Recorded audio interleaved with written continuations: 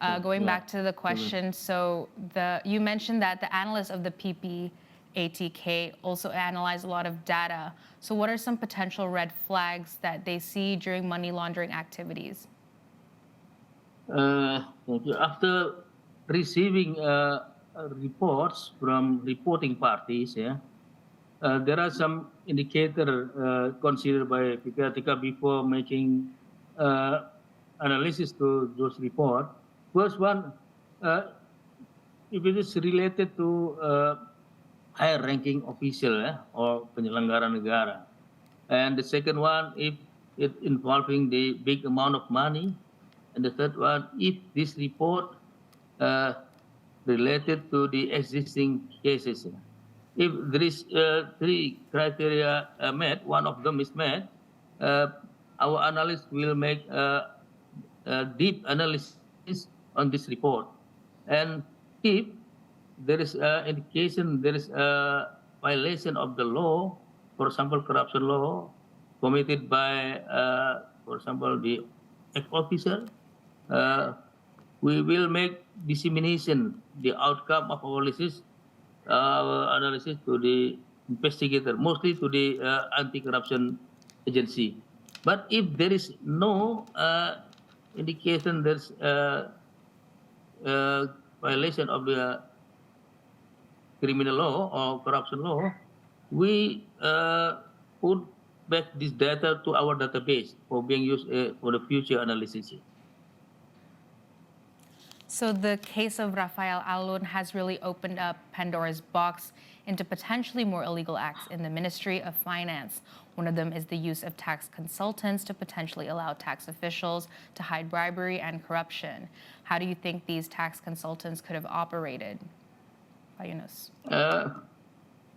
Frankly speaking, we can say that most of the tax consultants come from tax officer.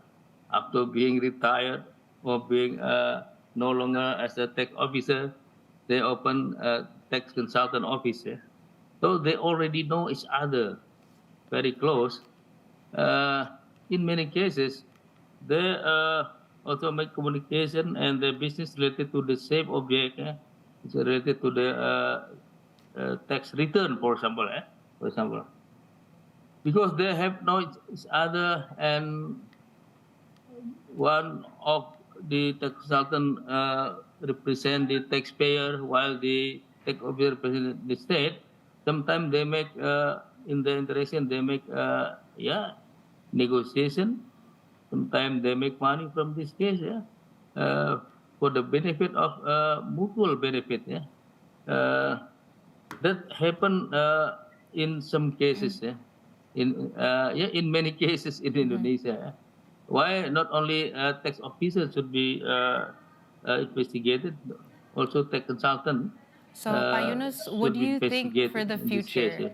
So, Yunus, for the future, how do you see the law enforcement agency and Indonesia's PPATK and the Ministry of Finance doing to prevent this from taking place in the future?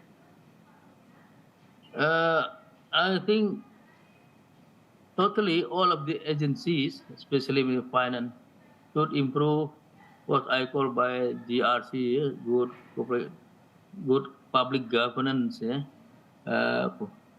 Second one, they should also conduct the policy of risk management. If you know that this tax officer high risk officer, there should be more resources used to prevent the violation of this officer. And the last one, we need to improve the compliance, not only from the lower officer, but also for the high ranking.